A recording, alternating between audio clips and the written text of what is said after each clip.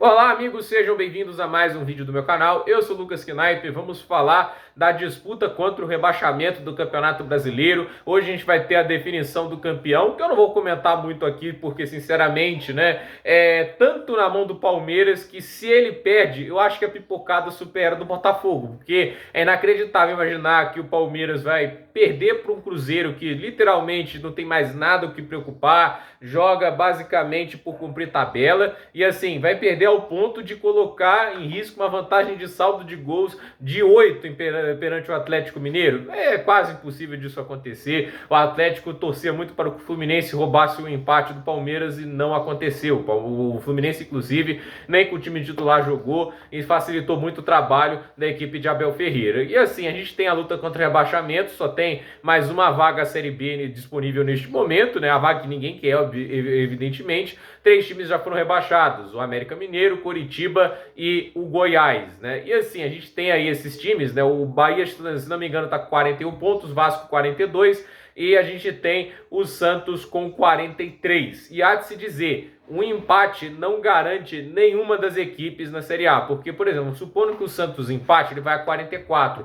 Se o Santos e o Vasco vencerem, aí a gente tem esses times conseguindo ali, o Vasco é 45 e o Bahia é 44, mas o saldo de gols do Santos é disparado pior. Então a gente teria uma situação que o Santos, com um empate, ele ficaria na 17ª posição em caso de vitória do Vasco e do Bahia. Então vale lembrar isso, porque obviamente, né, cada time tem um oponente diferente, né, cada um em um momento diferente também. Isso vai influenciar bastante nessa última rodada. E assim, o Bahia com certeza tem o pior oponente para se enfrentar, o time em pior condição, mas há de se dizer, né, o Bahia cavou a própria cova, né, podia estar na situação mais confortável, sem tanta obrigação de resultado. Óbvio que teria que jogar com muita seriedade para vencer, porque a vitória contra o América Mineiro não garantiria permanência ainda, mas a verdade é, o Bahia ter perdido para o América Mineiro e se colocado numa situação que um empate só tira eles da zona de rebaixamento se o Vasco perder, essa é a melhor das condições para o Bahia escapar do rebaixamento, né?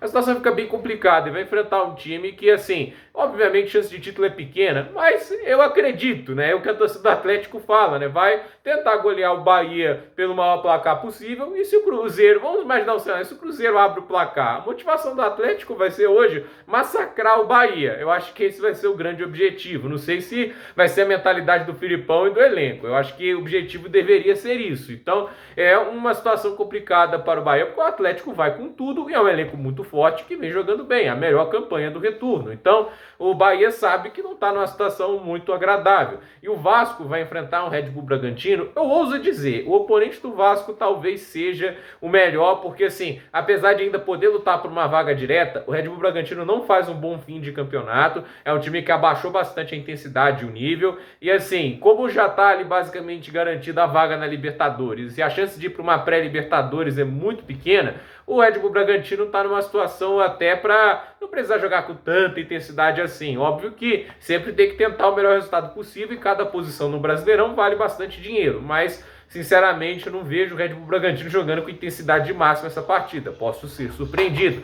E a gente tem Fortaleza e o time do Santos pode ser até despedido do Vojvoda do clube, né? Eu não vejo essa questão de final de curso, né? Tipo assim, de ciclo, né? Eu falei final de curso, é um erro muito grave aqui, mas final de ciclo, né? Eu não vejo isso. Mas é aquela história, né? O time do Fortaleza vem jogando bem as últimas rodadas, vem com algumas vitórias, garantiu permanência na Série A. É um time tentando encerrar o ano bem, né? E o Santos, dos 3 times que lutam contra o rebaixamento, é disparado que joga o pior futebol. Não à toa, essa derrota para o Atlético Paranaense, assim, foi uma atuação grotesca do Santos, o nível é muito baixo. E assim, né, os pontos que conseguiram no início dessa gestão ali do Marcelo Fernandes foram importantes, mas há de se dizer, ele não tem condição de continuar como técnico do Santos para a próxima temporada. Vai ficar agora porque não faz sentido trocar ele faltando basicamente um jogo para o fim do campeonato. Até uma covardia com ele e com quem iria assumir. Mas a questão é que o Santos está numa situação complicada, escapa do rebaixamento esse ano,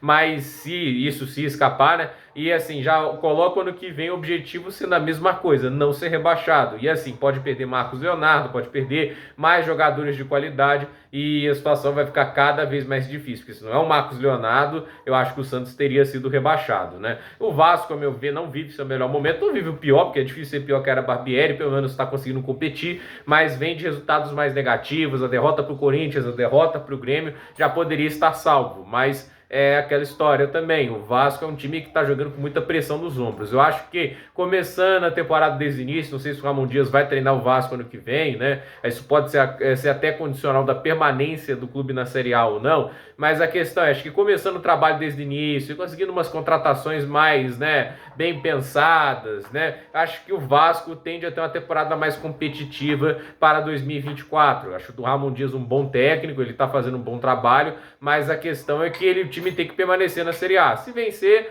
o Bragantino tá na Série A, mas se empatar, ainda não garante permanência, né? Porque o empate eles podem até passar o Santos, porque se o Santos perde, o Vasco passa eles, mas a questão é, se a gente tem, por exemplo, no caso, a vitória do Bahia, né, e o Santos empata, o Vasco é rebaixado. Então, a situação não é uma das mais fáceis ali para o Vasco também. Só a vitória garante. O empate, caso de derrota do Santos, o Vasco consegue passar ali o Santos pelo saldo de gols. Mas o Vasco não pode ficar apenas contando com isso. Ele tem que jogar para ganhar, ele tem que conseguir esses 3 pontos e aproveitar que o oponente deles, a meu ver, é o mais tranquilo pelo que vem, pela forma que vem sendo o campeonato dentre os 3. Então, a ver o que vai acontecer. Se eu tivesse que dar um palpite, eu acho que o Bahia se deu mal e a derrota contra o América rebaixou eles. Então, assim, eu acredito que o Bahia está numa situação mais difícil, mas há de se lembrar que o Atlético Mineiro, quando tropeçou, foi justamente para times da parte de baixo da tabela nesse segundo turno. Então, pode ser que algo se repita hoje também, não sei. Então,